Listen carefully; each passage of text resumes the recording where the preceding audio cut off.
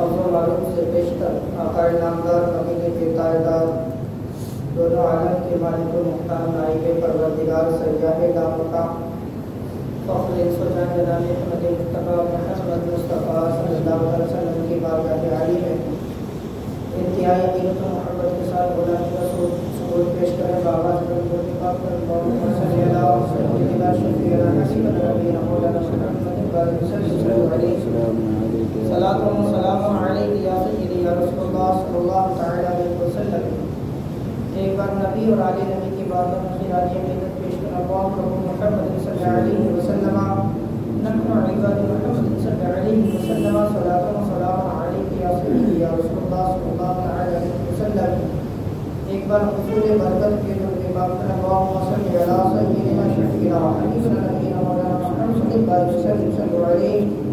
صلاۃ و سلام علیک یا سیدی یا رسول اللہ صلی اللہ تعالی علیہ وسلم۔ حضرات محترم ابھی میں نے آپ حضرات کے سامنے اللہ کے مقدس کلام قرآن مجید فرقان حمید سے ایک مشہور معروف آیت مقدسہ کی تلاوت کرنے کا شرف حاصل کیا۔ رب قدیم قرآن پاک میں ارشاد فرماتا ہے ورفعنا لک ذکرک، اے محبوب ہم نے آپ کے ذکر کو بلند کیا۔ آج کا جو یہ عنوان ہے اور اب تو یہ عید میلاد النبی کا مہینہ مبارک مہینہ چل رہا ہے اور اس پہ اکثر جگہ بیانات ہوتے ہیں اور آپ نے بھی سنا، جو سناتے ہوئے چلے آ رہے ہیں، لیکن اس پہ اسی عنوان کے تحت آج میں آپ کو وہ باتیں بتا دوں کہ جو اپنے آپ کو مسلمان بھی کہتا ہو اور ایک طرف پھر رسول اعظم صلی اللہ تعالی علیہ وسلم کی توحید بھی کرتا ہو، تو کیا وہ مسلمان رہتا ہے کہ نہیں؟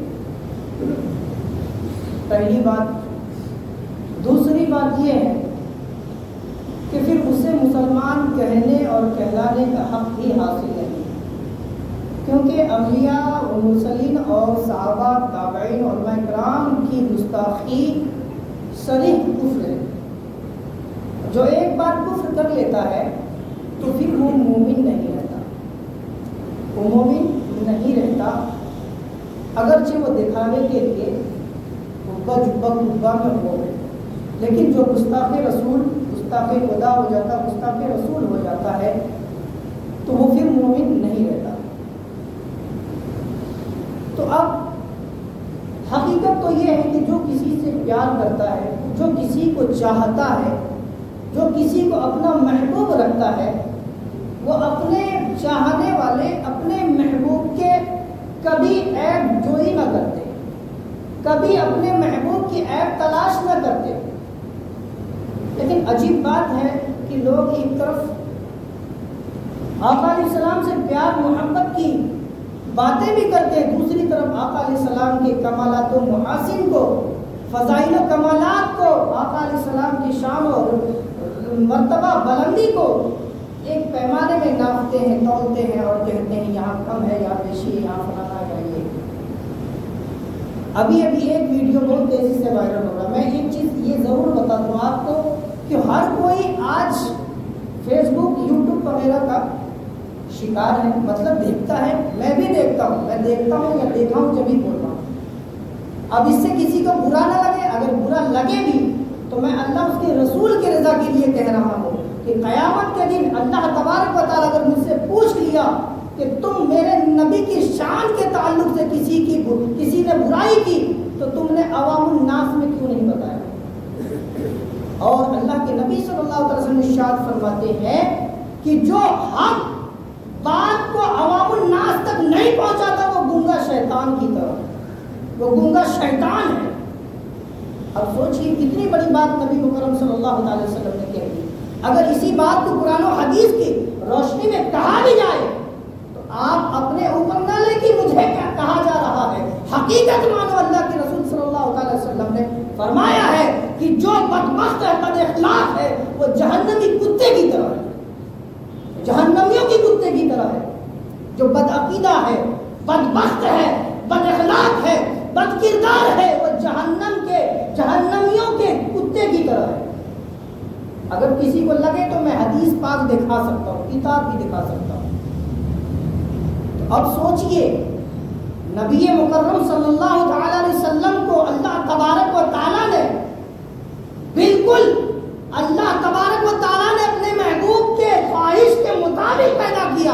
عین خواہش کے مطابق پیدا کیا، جیسا کہ محبوب چاہتے تھے اسی طریقے سے رب قدیر نے پیدا فرمایا۔ کہیں پر ایک نقطہ بھی نہیں چھوڑا، کہیں پر ایک کڑی بھی نہیں چھوڑی رب قدیر نے کہ میرے محبوب اگر کوئی دنیا میں جائے تو میرے محبوب کو کسی طریقے سے کوئی عیب کی نگاہ سے دیکھے۔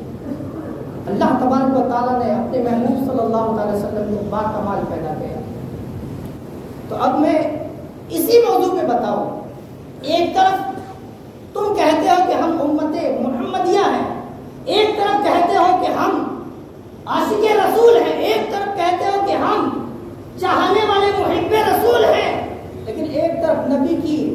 کمی بیشی میں تلاشی کرتے ہو، ایک طرف نبی کی شان کو گھٹانے میں لگے ہو، ایک طرف نبی، اور کیا اس سے کچھ کم بات ہے؟ اگر تم کسی دارالعلوم میں کسی مفتی سے، کسی عالم سے پڑھ لیتے ہو تو اپنے آپ میں مفتی، علامہ، فاہمہ سب کچھ لگا لیتے ہو، اور نبی کو کہتے ہو ان پڑھ۔ آج میں آپ کو بتاؤں، قرآن میں امی کا لقب آیا۔ امی کا مطلب کیا ہوتا ہے؟ امی کا لقب اعلیٰ حضرت عظیم البرکت فاضل بریلوی علیہ رحمۃ الرضوان نے امی کا لقب کیا ہے۔ امی کا ترجمہ یہ کیا ہے کہ بے پڑھے ہوئے، اور امی کا اگر یہ نبی کے تعلق سے اگر یہ ترجمہ ہے تو نبی پاک صلی اللہ علیہ وسلم کے تعلق سے اعلیٰ حضرت نے یہ ترجمہ کیا بے پڑھے ہوئے، اور یہی عوام الناس اور کسی کی طرف اگر اس کا ترجمہ کیا جائے تو کہا جاتا ہے ان پڑھ۔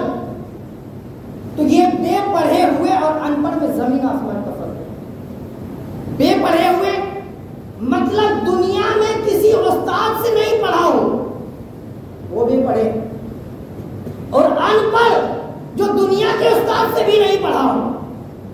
وہ ان پڑھ ہے، وہ جاہل ہے، گوار ہے، جو پڑھا ہی نہیں۔ بے پڑھے دنیا کے کسی استاد سے نہیں پڑھا ہو بلکہ خالق کائنات نے خود پڑھایا ہو، اس کو امی کہتے ہیں۔ یہ امی کا لقب ہونا بھی میرے نبی کا معجزات میں سے ایک معجزہ ہے۔ تم کہتے ہو کہ وہ ان پڑھ ہے، لیکن نبی کو لکھنا پڑھنا کچھ نہیں آتا۔ تم کو آتا ہے، تم کسی مولوی سے پڑھے تو تمہیں لکھنا پڑھنا بھی آنے لگا ہے، تمہیں عربی بھی بولنے آنے لگی ہے، ساری چیزیں تم کو آنے لگی۔ رب قدیر نے اپنے محبوب کے تعلق سے کائنات کی تخلیق فرمائی، یہاں تک کہ علم کو اگر رب قدیر نے تقسیم کیا ہے تو محبوب کے بارگاہ سے تقسیم کیا ہے، تو کیا انہیں پڑھنا لکھنا نہیں آتا؟ معاذ اللہ، صد بار معاذ اللہ۔ کہتے ہو نبی پڑھنا لکھنا نہیں جانتے۔ ایک اعتراض یہاں پر بھی قرآن پہ ہوتا ہے، وہ تم ایسی سی بات ہے، ایک تو غیر مذاہب کے لوگ تو اعتراض کرتے ہیں، تم داڑھی چھوٹی ٹوپی رکھ کر کے اعتراض کرتے ہو، تو تم میں ان میں فرق کیا ہے؟ فرق تو واقعی نہیں ہے کہ وہ بھی ہر طریقے سے کافر ہے، اب تم پڑھ لکھ کے جان بھی بوجھ کر کے کافر ہو، تم پڑھ لکھ کر کے حدیث پڑھ کے قرآن پڑھ کے قرآن کی تفسیر کر کے سب کچھ کر کے تم کافر ہو، وہ بغیر دیکھے کافر ہو، وہ سب معاملات میں کافر ہے، تم جان بوجھ کر کافر ہو۔ تو اب سوچو یہاں پہ ایک بات، اب اس کی تشریح کیا کی کہ نبی کریم صلی اللہ علیہ وسلم کا جب کوئی وحی حضرت جبریل علیہ السلام لے کے آتے تھے تو کسی صحابہ کو بلا کر کے لکھواتے تھے، گویا کہ نبی پڑھنے لکھنے نہیں جانتے۔ اور دوسری بات کیا کہ نبی کریم صلی اللہ علیہ وسلم صحابی سے لکھواتے، کیا پتہ صحابی کہیں الفاظ میں آگے پیچھے بھی کر دیا، کمی بیشی بھی کر دیا، تو یعنی تم نے قرآن میں بھی شک پیدا کر دیا۔ یہ شک کسی اور کے لیے نہیں، یہ شک امت مسلمہ میں فتنہ تم نے پرورش کا ایک آغاز تیار کیا ہے، تو یہ تم سے بڑا شیطان کو دنیا میں ہو ہی نہیں سکتا ہے۔ اور آؤ اللہ کی قرآن سے پوچھیں، اللہ کے مقدس قرآن، کیا تیرے اندر رب قدیر نے جو آیتیں نازل کی ہے کہ تجھ کو 23,000 برس میں یکے بعد ہی گرے، ضرورت کے تحت اپنے محبوب صلی اللہ تعالی علیہ وسلم پر نازل کیا ہے، رب قدیر نے کیا تجھ میں کچھ کمی و بیش کیا ہے؟ تو قرآن مقام کے اعلان کرتا ہے الف لام میم ذالک الکتاب لا ریب فیہ، یہ الف لام میم حروف مقطعات میں سے ہے،